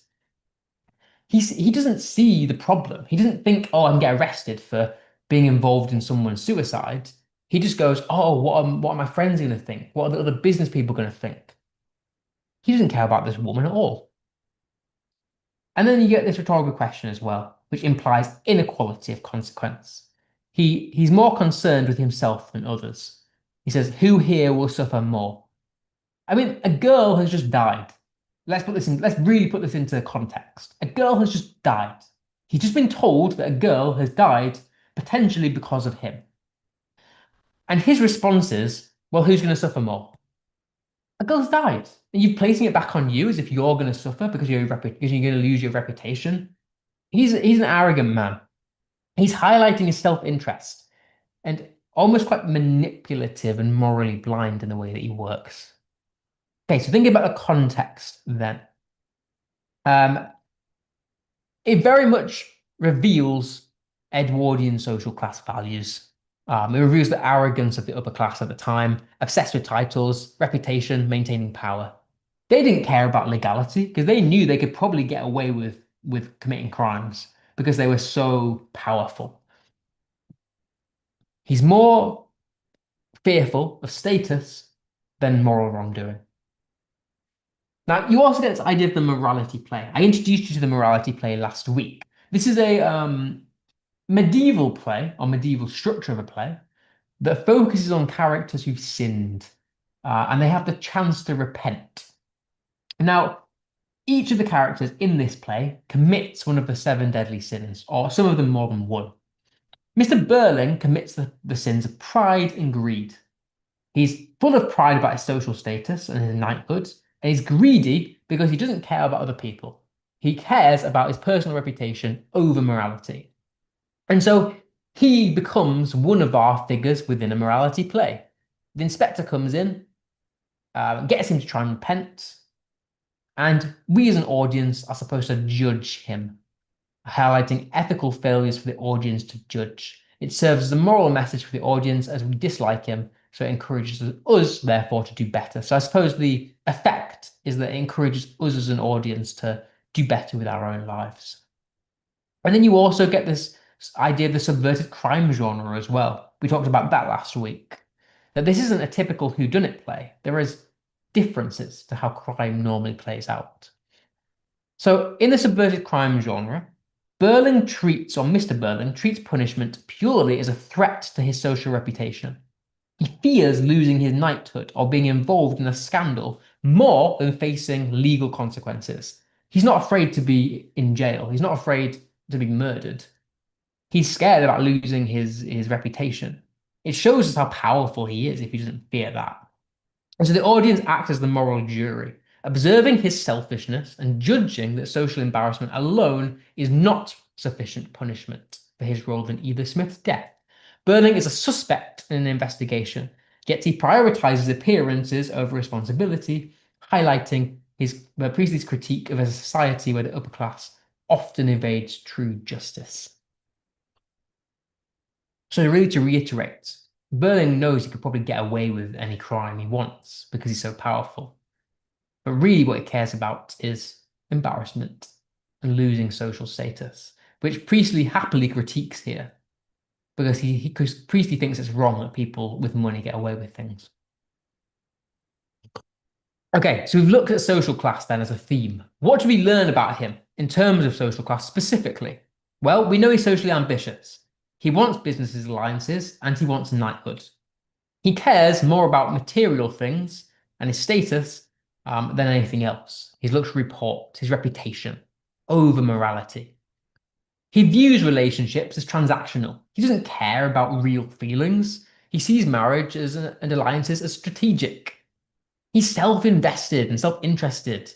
He doesn't care about who's going to suffer. He cares about if he's in a scandal. And he's arrogant and he's pompous. He prioritizes upper class privilege and connections. So that's our AO1, our points here. Okay, let me stop to look at some questions. Is it based off a true story? No, I don't think so.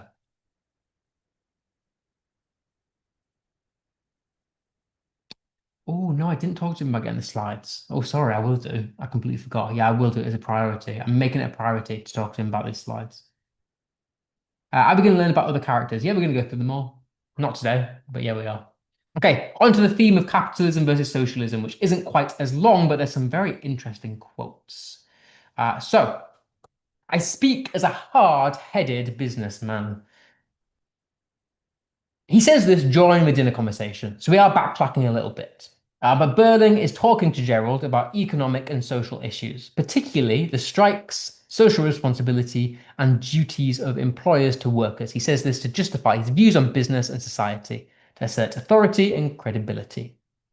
He wishes to defend the capitalist ideology and impress Gerald. So, thinking about analysing this language. I speak as a hard-headed businessman.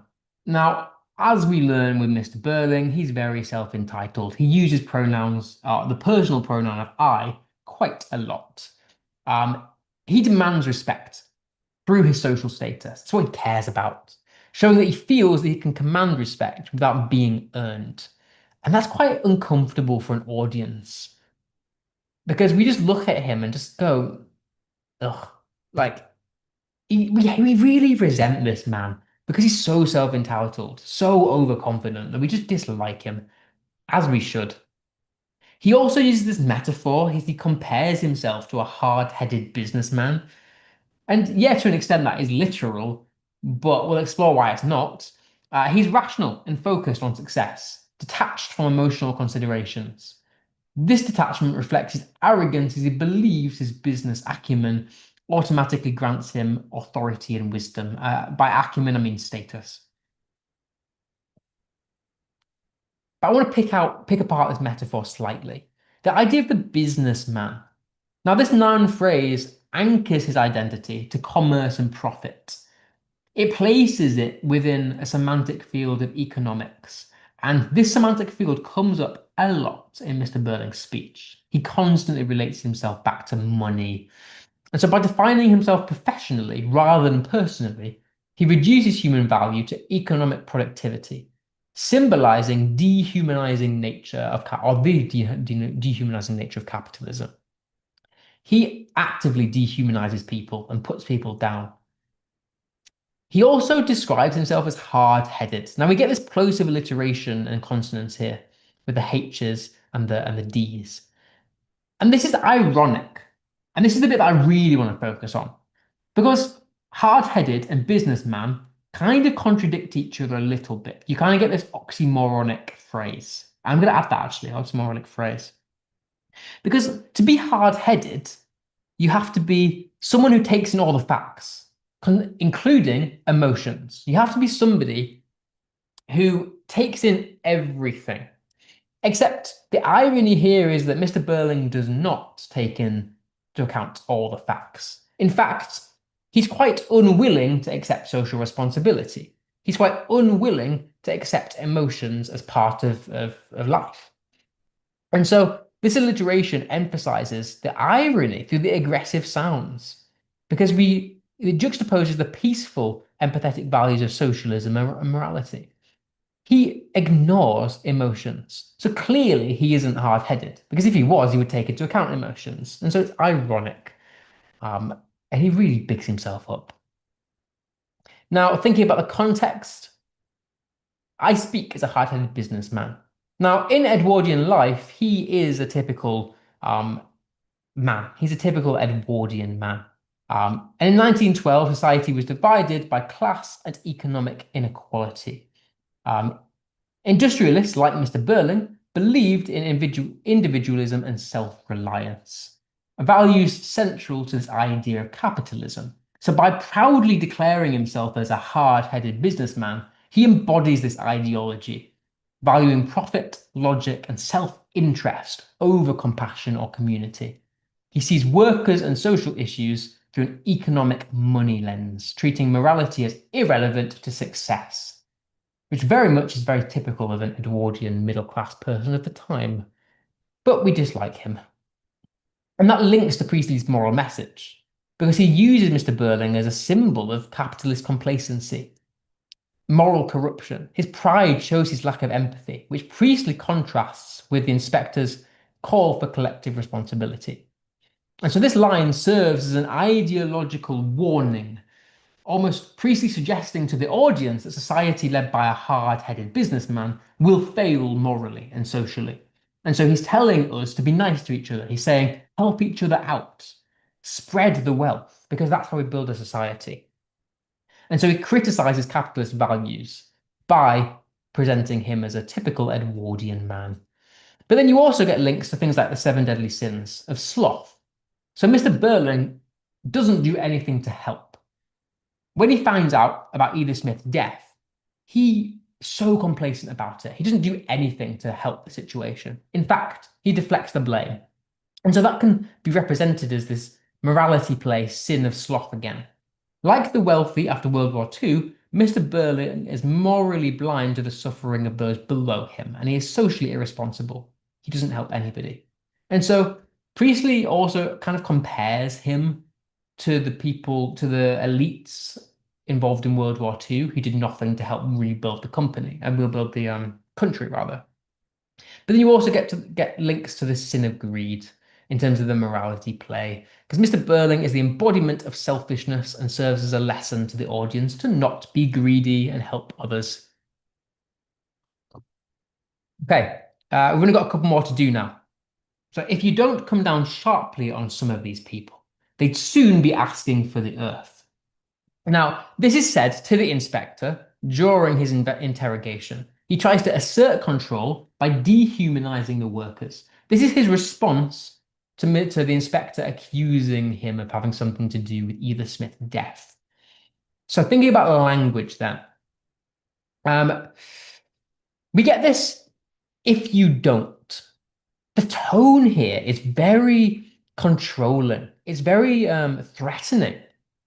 The conditional phrase is a warning or a threat. It reveals his authoritarian and controlling attitude. It implies that workers must be kept in their place, which very much reflects the capitalist ideals of the time. That if you don't, it's threatening. He's trying to gain power over the inspector, almost by suggesting that he's better than the inspector. This idea of like come down sharply.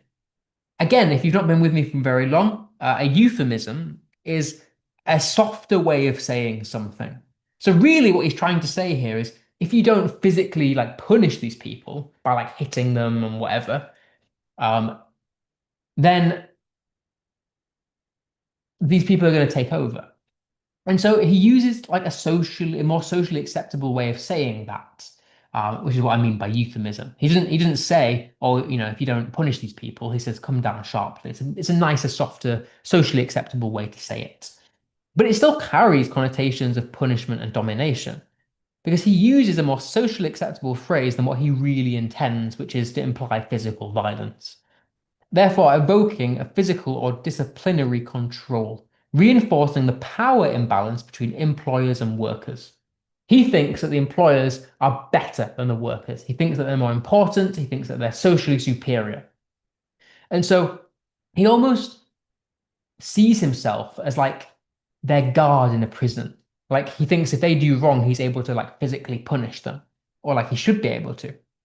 So Berling's desire to maintain a social hierarchy is stated here, and he positions himself not just as socially superior, but intellectually. And this makes you feel quite uneasy about his character. The fact that he's willing to physically punish people in order to be powerful, showing how much he doesn't care about the lower class again. You also get the these people that, like, by using the plural of these, is very dismissive in his tone. He's referring to his workers, but he said these people. He's dehumanizing them, creating distance between him and them, lumping them into one big massive group. Shows his contempt and his class prejudice, treating them as a problem rather than individuals. So again, he doesn't care about these people at all. He only cares about himself. And then you get this hyperbolic metaphor.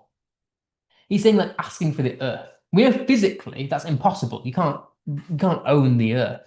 But he's using this hyperbolic metaphor to almost convince the inspector that he's in the right, convince Gerald that he is socially superior.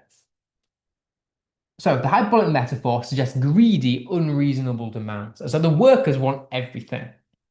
And this exaggeration reveals Berling's paranoia and lack of empathy, as he sees basic human rights as excessive, like fair pay. This exposes capitalist fear of social change and moral blindness. Okay. And then finally, think about the context of this quote then. If you don't come down sharply on some of these people, they'll be asking for the, and then we've got one more quote to do and then we're done. So how does this reflect what was going on at the time? Well, it reflects the fear of social mobility and workers' demands. I talked to you last week about what Britain was like during this time. And after World War II, the Labour Party won the election for the very first time because people realized that they didn't need the rich and the wealthy anymore, that we were better off as a society for helping each other or to help each other. And so people stood up for themselves a bit more against the rich. So common among upper class employers of the period, Berling sees the working class as inferior, as greedy, which is ironic considering that he's the one who's hoarding the wealth, implying that any concession would threaten his authority, profit, and social status. And this mirrors the historical tensions between Labour and the industry in Edwardian England, where strikes and unions were emerging quite rapidly, societal changes occurring. It also mirrors the moral message of the play once again. Again, you're going to keep getting this from me. Berling's statement is morally reprehensible. He prioritizes control and profit over fair treatment and compassion. He critiques, or priestly critiques, the capitalist hubris, urging audiences to embrace social responsibility and collective welfare. He's telling us to be nice to each other and spread the wealth, because Mr. Berling didn't do that, and that's bad, essentially in simple terms. Now, you also get the morality play framework again. Mr. Berling represents greed, pride, and wrath. He's obsessed with profit. He believes he's superior to everyone else. He's hostile towards those who might challenge him. He's an overall horrible person. And the inspector acts as a moral arbiter, exposing the consequences of these sins. The audience is positioned to judge him as the jury, judging his moral failures, therefore encouraging us as an audience to learn ethical lessons from Mr. Berling's negative traits. And then you also get this crime genre again. He subverts the traditional crime genre. There is no conventional crime in the legal sense. No one's been murdered, no one's stolen anything. There's no legal crimes. But Berling's statement foreshadows a moral crime of neglect and exploitation. And so Priestley subverts this idea of a traditional whodunit by changing the crime to one that's moral. And so it illustrates Berling's potential for wrongdoing, showing that his motives as a suspect are rooted in self-interest and fear of social upheaval. The audience recognizes a preemptive moral crime. While there is no law broken, his attitude is ethically corrupt, setting up the inspector's later moral investigations. So it's really important that we understand that this is not a legal crime, but it definitely is a moral one, that each of these characters has something to do with Eva Smith's death. And so as an audience, we're supposed to learn from their mistakes. Okay, the last quote we've got to go through for today then is this one here. And I have to say, this is one of my favorites of the entire play. I think it's writing genius. And it's one that I think applies to a lot of exam questions. And if you get Mr. Burling, this is a beautiful one to make apart. If we all mix up together like bees in a hive, community and all that nonsense.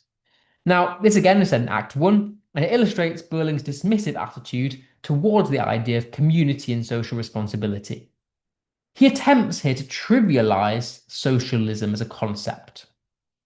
He tries to belittle the notion of working together for the common good, reflecting his firm belief in individualism and capitalism.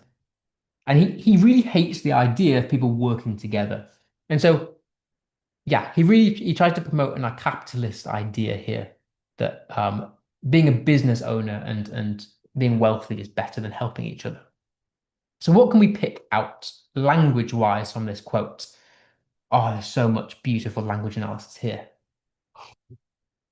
Okay, first thing I want to talk about is the bees in a hive. This simile here, if we all mix up together like bees in a hive, it's symbolic in the description. Bees symbolize order. If you don't know, bees are some of the most socially ordered animals on this earth. They work together in a hive. They all have their specific jobs and they do it so well. So they symbolize order, industry, and collaboration. Except Mr. Burling uses this simile quite ironically. You know, bees work cooperatively for the greater good, for the colony, rather. And so that symbolizes the idea of socialism. But Mr. Burling's use of irony shows how dismissive he is of this idea of socialism. He is a product of capitalist greed. The simile is dehumanizing, as it reduces humans to almost lower cognitive animals, mere cogs in the machine. And so it's a beautiful simile, because he uses it so ironically, because bees represent what's good about this world. But Mr. Burling sees that as a bad thing. He's saying that, unlike bees, we should not help each other. We shouldn't work in a cooperative society. The way that we have it now, with a hierarchy, is better. Now, he also says, if we all mix up. Now, the verb mix is ironic here, because the point he's trying to make is that socialism, helping each other, will lead to disorder and chaos, as is suggested by the connotations of mix. Yet it's ironic because a bee colony is one of the most orderly and productive groups in the world. So he's trying to give a point against socialism, but in doing that, he's actually doing the opposite. He's actually supporting the idea of socialism. And so this shows his naivety and ignorance to a potentially better society. You also get this preposition of if as well, this hypothetical tone that almost acts to mimic and belittle the idea of socialism, as if he was talking down to a child. But I think the bit to focus on is that he tries to belittle socialism, but he uses an example that's actually one of the best examples, that bee colonies are very ordered, and they're an example of how socialism works very, very well. And so he tries to use it as an argument against, but it just doesn't work. His speech here is also fragmented. Notice the dash. And that's his insecurity seeping out. His thoughts are becoming quite sporadic as he tries to defend himself. Again, he's on the back foot. The inspector is interrogating him, and he doesn't know what to say. And so he's just spurting out sporadic thoughts, which very much juxtaposes his previous calm and assured speech earlier in the play that we've just seen. So structurally, this is representative of his character breakdown towards his downfall, because it's symbolic of the weak foundations of capitalism. He's tried to go against it using a bad example, and he's now caught on the back foot, and he's feeling quite weak at this point, and it really represents symbolically how weak the foundations of capitalism is compared to socialism, especially when you compare it to this very strong simile of the bees. And then you also get the community and all that nonsense. He uses a very hyperbolic, exaggerated, and dismissive tone again. The nonsense to show his arrogance and inability to accept social responsibility. The use of the determiner, that creates a dismissive and pejorative tone as he reduces socialism and community down to nothing. This shows a lack of empathy as it juxtaposes the noun community, which has positive connotations and supports collaboration and accountability. So, finally, thinking about the context, and then we're done for today.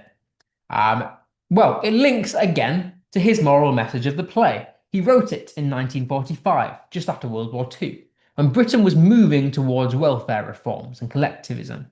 The Labour Party just won.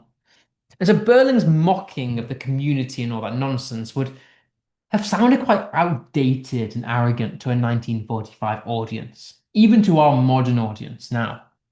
And so Priestley contrasts Berling's narrow pre-war worldview with the audience's contemporary values of shared responsibility and social progress. And so it emphasizes these ideas of capitalism, that he embodies the capitalist individualism, prioritizing profit and hierarchy over social welfare. His derision of community reflects capitalist fear of equality and social reform.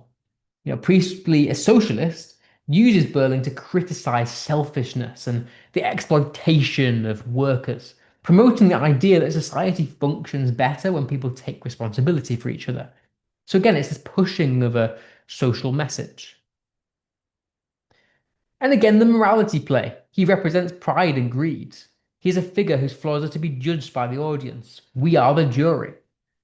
And then finally, the Edwardian social class. The metaphor of the bees in a hive trivializes the working class cooperation and forces class hierarchy, and enforces class hierarchy rather, which reflects Edwardian attitudes where rigid social divisions were enforced and the wealthy feared challenges to their authority.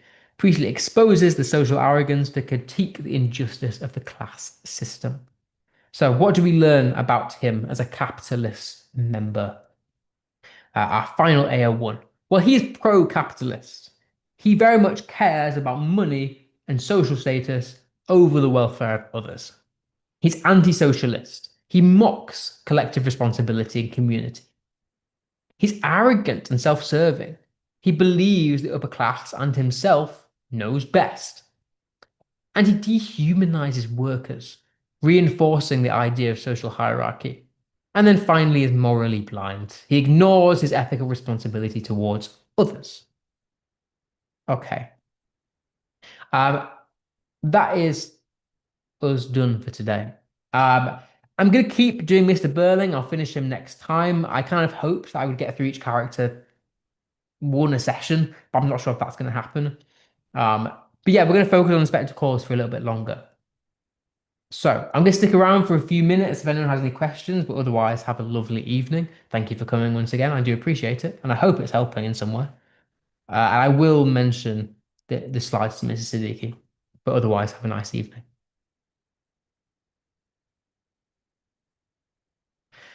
Is there a movie about Inspector Calls? There is. Well, not yeah, yeah. It's like a TV movie. So it was one made by the BBC, and it's a really good one. I'll show you it. BBC Inspector Calls. It's a really good version. I would actually recommend finding it. Um, I'm not sure if it'll be on BBC iPlayer anymore. No, that's the original. That's not the one I'm looking for. It's a 2015 version. It's really good. It's got what's his name? There we go. It's this one here. Inspector Calls, 1 hour 37, 1 hour 27 rather, thriller mystery. This one here. It's really good. I'd recommend watching it. It's word for word the play, so it's a really good version of it. What books are we doing after this? Well, we're going to keep on Inspector Calls for probably up until Christmas. Um, what are we doing after this? I'm thinking of moving back on to English language after this for a little bit, and then we'll do some poetry.